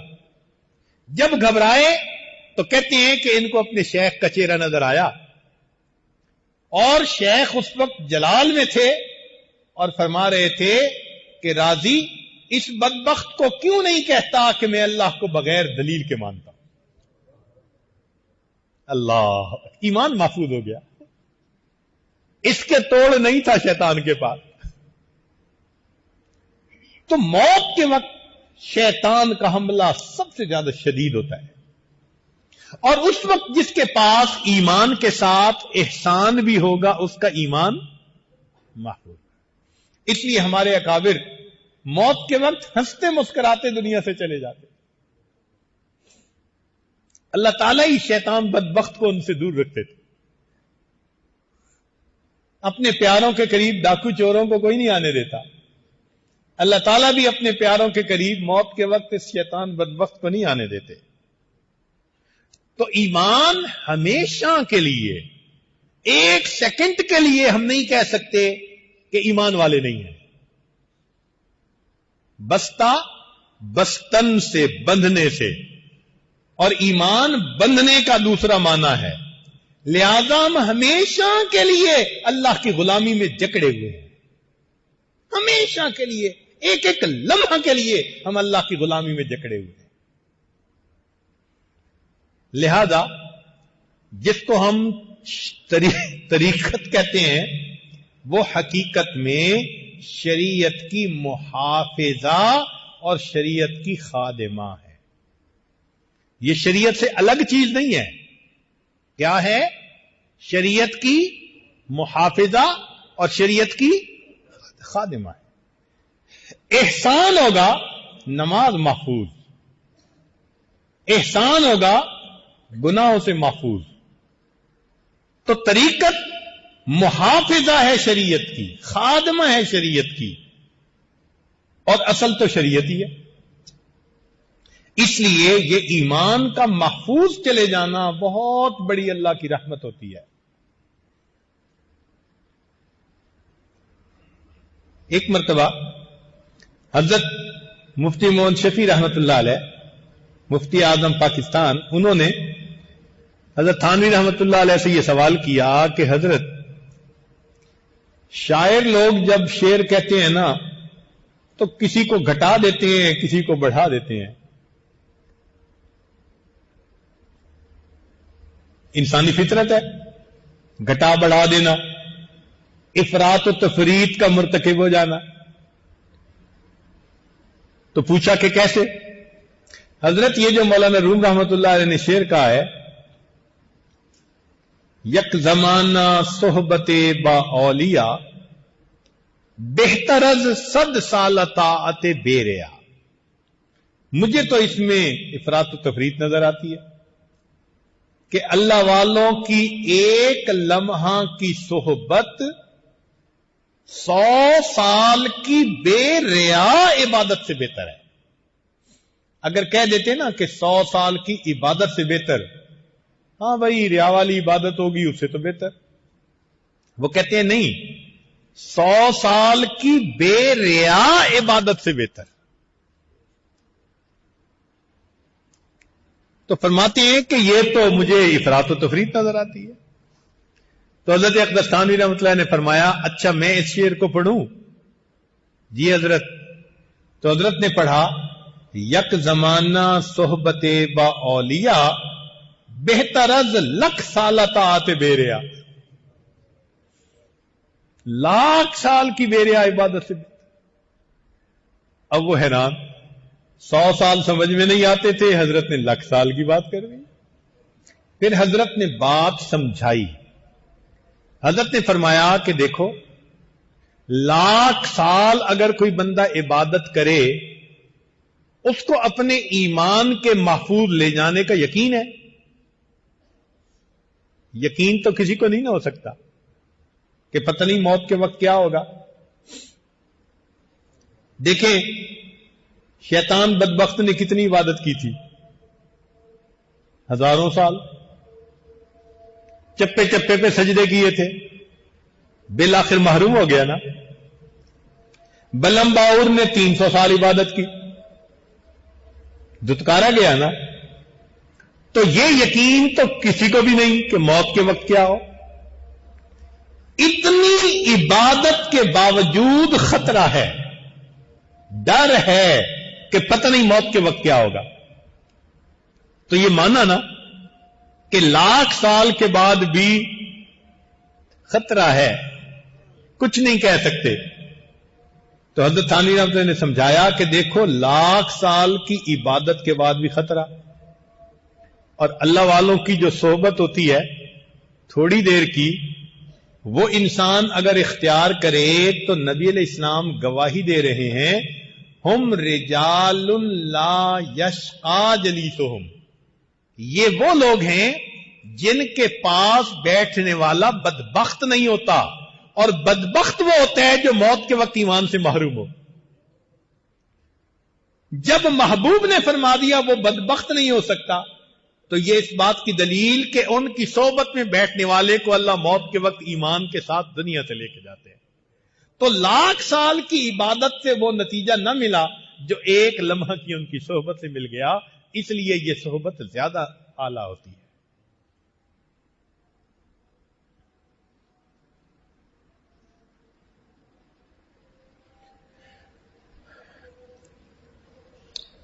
جو کہتے ہیں جی کہ یہ بدعت ہے، کہاں سے آ گئی؟ تو ان سے اتنی سی بات پوچھنے کی ضرورت ہے کہ انما الاعمال بالنیات، اعمال کا دار و مدار کس پر ہے؟ تو نیت کو صحیح کرنا پھر ضروری ہوا کہ نہ ہوا؟ تو وہ بیچارے بخاری شریف کا نام تو لیتے ہیں، پہلی حدیث ہی پڑھ لیتے غور سے۔ پہلی حدیث بتا رہی ہے کہ اعمال کا دار و مدار کس پر ہے، اور نیت کو خالص کرنا، اسی کا نام تو تصوف ہے۔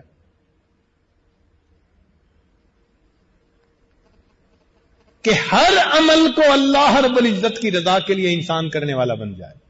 ہمارے مشائخ 8 سال خدمت کرتے تھے اپنے مشائخ کی، اور 8 سال میں جا کر فرماتے تھے ہم نے نیت کرنا سیکھی ہے۔ یہ نیت ایسے تھوڑا سیکھی جاتی ہے، اسی کا نام تصوف ہے۔ اور ہندوستان میں تو ویسے ہی اسلام آیا ہی مشائخ کے ذریعے سے۔ ہندوستان میں اسلام آیا مشائخ کے ذریعے سے، اور اسلام کو اللہ نے چمکایا علماء کے ذریعے سے۔ اس لیے ہم علماء کے بھی قدردان اور مشائخ کے بھی قدردان۔ اور یہ جتنے سلاسل ہیں نا، ان سب کی منزل ایک ہے۔ کوئی اگر پوچھے کہ جی وہ کیسے؟ 4 سلسلے ہیں، منزل ایک ہے۔ بھئی دیکھو، پہاڑ کی چوٹی پہ محل بنا ہوا ہے، ایک راستہ ادھر سے جاتا ہے، دوسرا ادھر سے، تیسرا ادھر سے، تو راستے تو مختلف ہیں نا، مگر منزل ایک ہے۔ اسی طرح یہ 4 راستے محسوس ہوتے ہیں، مگر ان سب کی منزل ایک ہے۔ شیخ الاسلام رحمت اللہ علیہ فرماتے تھے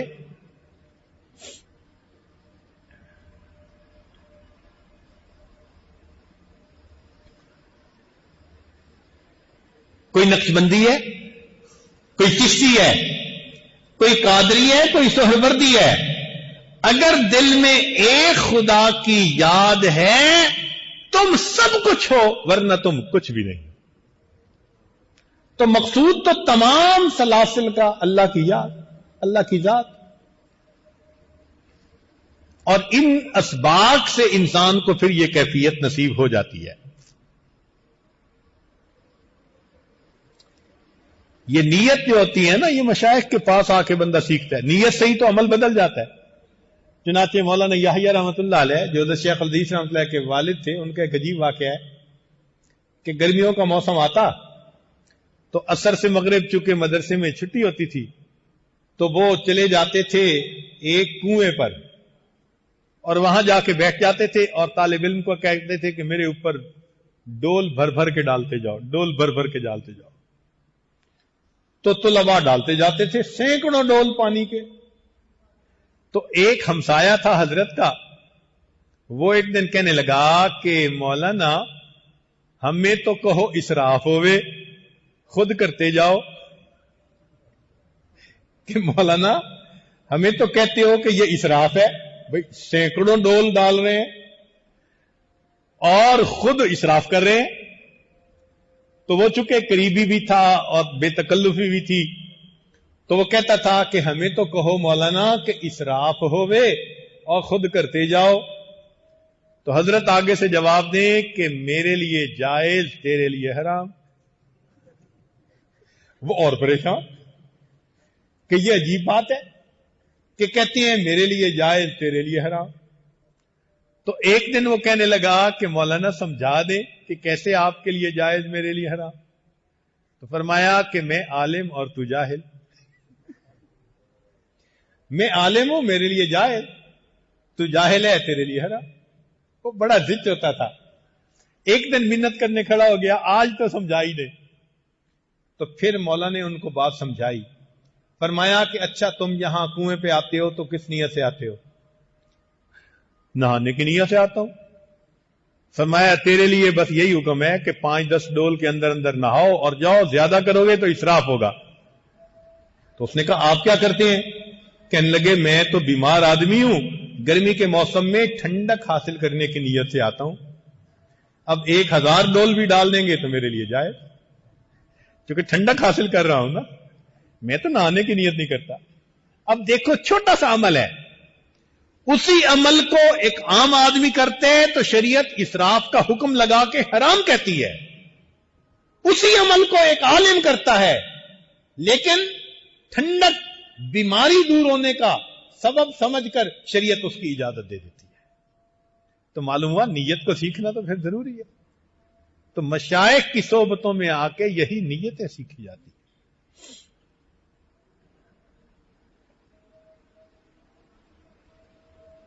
آدمی کا اپنا دل نہیں بتاتا، بیدار دل بتاتے ہیں۔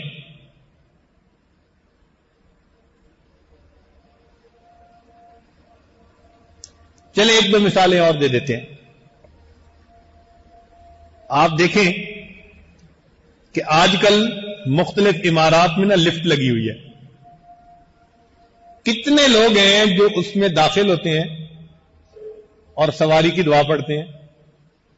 اللہ ماشاء اللہ، دھیان ہی نہیں جاتا کہ یہ بھی کوئی سواری ہے۔ بھائی سواری یا ہوا میں چل رہی ہوتی ہے یا پانی پہ، اب یہ اوپر جا رہی ہے نا تو ہوا میں جا تو رہی ہے تو سواری، تو دعا تو پڑھنی چاہیے، بسم اللہ مجریہا و مرساہا ان ربی لغفور۔ لیکن لفٹ کا بٹن دباتے ہوئے نہیں یاد آئے گا جب تک شیخ نہیں بتائے گا کہ یہاں بھی پڑھنی ہوتی ہے۔ بہت لوگ حج عمرے کے لیے جاتے ہیں اور حرم میں نمازوں کے بعد اعلان ہوتا ہے الصلاۃ علی الاموات کہ نماز جنازہ ہوگی۔ الصلاۃ علی الاموات کا لفظ سن کر کتنے لوگ ہیں جو انا للہ پڑھتے ہیں؟ علماء بھی جاتے ہوں گے، دل سے پوچھیں نا کبھی انا للہ پڑھی؟ حالانکہ الصلاۃ علی الاموات کے لفظ سے ایک میت کی خبر مل رہی ہے، تو میت کی خبر ملنے پہ سنت کیا ہے؟ تو انا للہ یاد آتی ہے؟ یاد تو آئے گی نا جب شیخ یاد دلائے گا۔ تو یہ نیت سیکھنی پڑتی ہے، پتہ چلتا ہے قدم قدم کے اوپر کہ پھر انسان کیسے شریعت پر عمل کرتا ہے۔ یہاں پر ایک سوال بسا اوقات اور کیا جاتا ہے جی کہ صوفیاء علم کے مخالف ہوتے ہیں۔ بھائی مشائخ صوفیاء علم کے مخالف نہیں ہوتے، ہاں اگر کسی بندے نے کسی جذبے میں کیفیت میں کوئی بات ایسی کر دی تو وہ انفرادی بات کہی جائے گی، اور جو لوگ کہیں کہ علم بس کریو یار تو ہم تو ان کے پیچھے نہیں چلنے والے۔ ہمارے مشائخ جتنے تھے وہ سب علم کے زیور سے آراستہ لوگ تھے، مزین لوگ تھے۔ چنانچہ طبقہ اول کے جتنے بھی مشائخ تھے وہ اپنے مریدین کو علم حاصل کرنے کی تلقین فرماتے تھے۔ سید الطائفہ جنید بغدادی رحمت اللہ علیہ نے فرمایا من لم یقرأ القرآن ولم یکتب الحدیث لا یقتدی بہ فی ھذا الامر، جو قرآن نہیں پڑھا اور حدیث نہیں پڑھا وہ ہمارے اس کام کے اندر مقتدا نہیں بن سکتا۔ ہمارے مشائخ تو حکم فرماتے تھے، مکتوبات صدی میں بھی لکھا ہے کہ سالک کو علم حاصل کیے بغیر اس راستے پر قدم نہیں رکھنا چاہیے۔ ابن جوزی رحمت اللہ علیہ جیسے ناقد محتاط لوگ وہ بھی فرماتے ہیں وما كان المتقدمون في التصوف الا رؤوسا في القرآن والفقہ والحدیث، تلبیس ابلیس کے اندر انہوں نے یہ عبارت لکھی ہے۔ اس کا مطلب یہ کہ ایسے حضرات بھی حضرات صوفیاء کے ماننے والے تھے کہ وہ فرماتے ہیں کہ جو ایسے حضرات تھے مشائخ وہ قرآن حدیث اور فقہ کے بڑے علماء ہوا کرتے تھے۔ تو یہاں ذہن میں ایک سوال پیدا ہوتا ہے کہ پھر مشائخ پر اعتراض کیوں ہوئے؟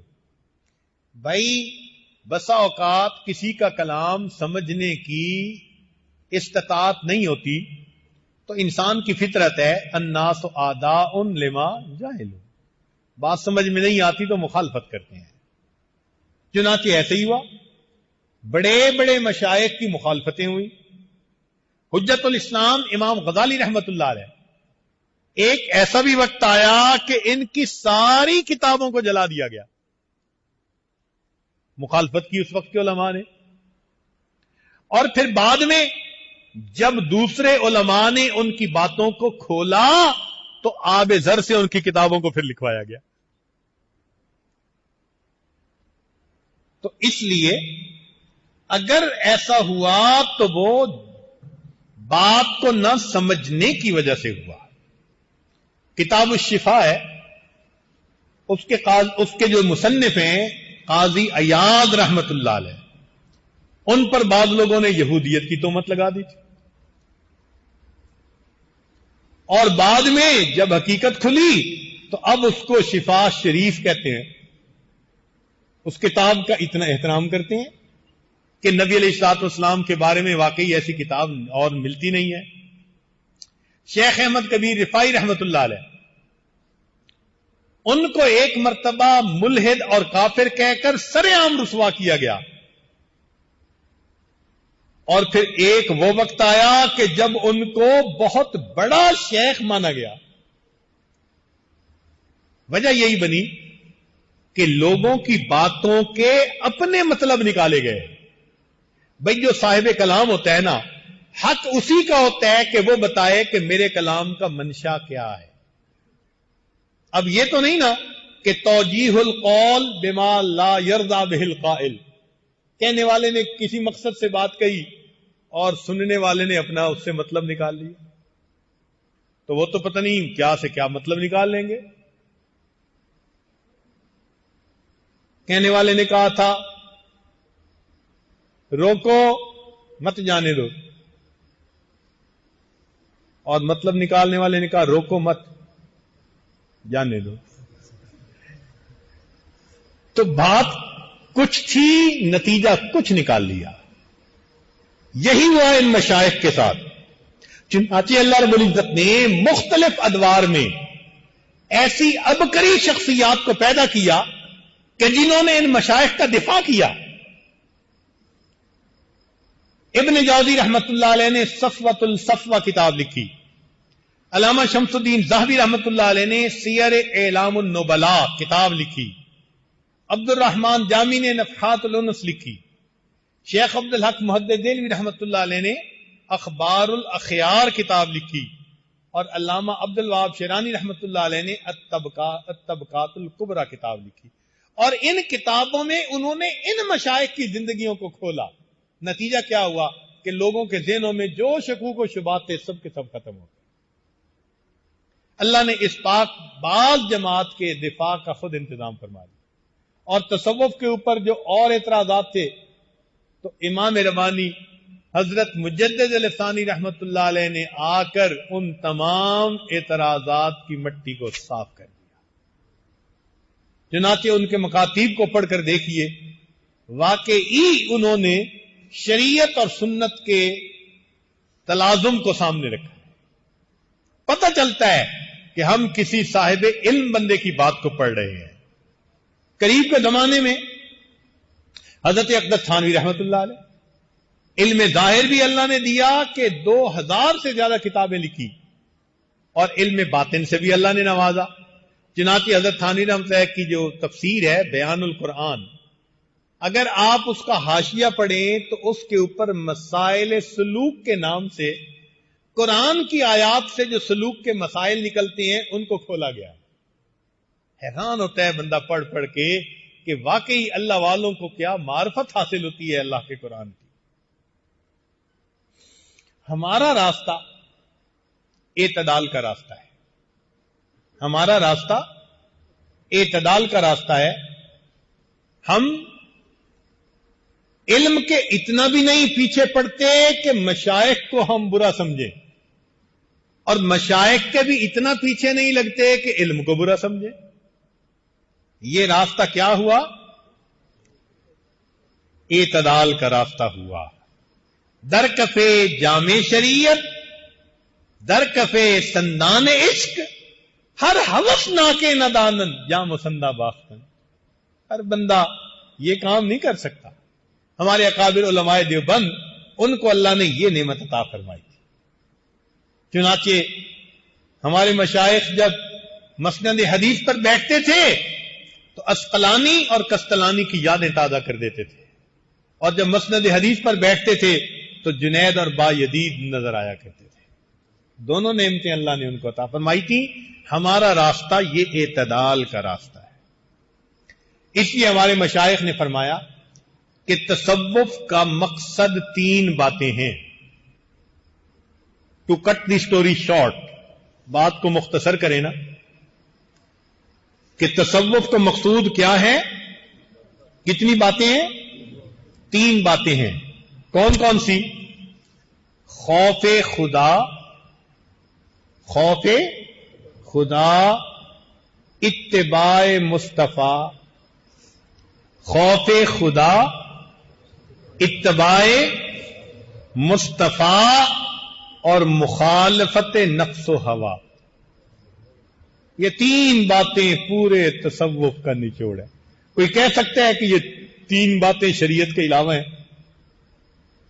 خوف خدا، اتباع مصطفیٰ صلی اللہ علیہ وسلم، اور تیسری چیز مخالفت نفس و ہوا. جس کو یہ 3 چیزیں حاصل ہیں اس کو تصوف کو مقصود حاصل ہے. اور یہی مقصود ہے کہ اللہ والوں کی صحبت میں رہ کے یہ چیز نصیب ہو جائے. چنانچہ حضرت تھانوی رحمۃ اللہ سے کسی نے پوچھا کہ حضرت تصوف کا مقصود کیا ہے؟ تو حضرت تھانوی رحمۃ اللہ نے عجیب جواب دیا. فرمایا کہ تصوف کا مقصود یہ ہے کہ انسان کے رگ رگ اور ریشے ریشے سے گناہوں کا کھوٹ نکل جائے. رگ رگ اور ریشے ریشے سے گناہوں کا کھوٹ نکل جائے. چنانچہ وقت کے بڑے بڑے علماء انہوں نے آ کے مشائخ سے بیعت کی. علامہ شامی رحمت اللہ علیہ کے شیخ مولانا خالد رومی، مولانا خالد کردی رحمت اللہ علیہ، انہوں نے عبداللہ دہلوی رحمت اللہ علیہ سے بیعت کی.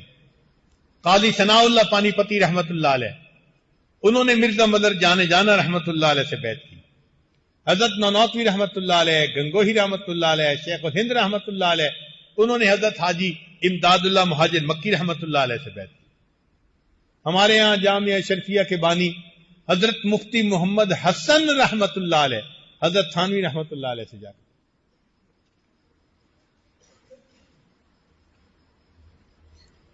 حضرت قاری محمد طیب رحمت اللہ علیہ، حضرت مفتی محمد شفیع رحمت اللہ علیہ، حضرت بن نوری رحمت اللہ علیہ، جلیندری رحمت اللہ علیہ، سب وہ اکابر تھے کہ جنہوں نے اپنے مشائخ سے علم ظاہر کو بھی حاصل کیا اور علم باطن کو بھی حاصل کیا. یہ ہمارا راستہ ہے، اعتدال کا راستہ، تاکہ ہمیں اعمال بھی نصیب ہوں اور اعمال کی کیفیات بھی نصیب ہوں.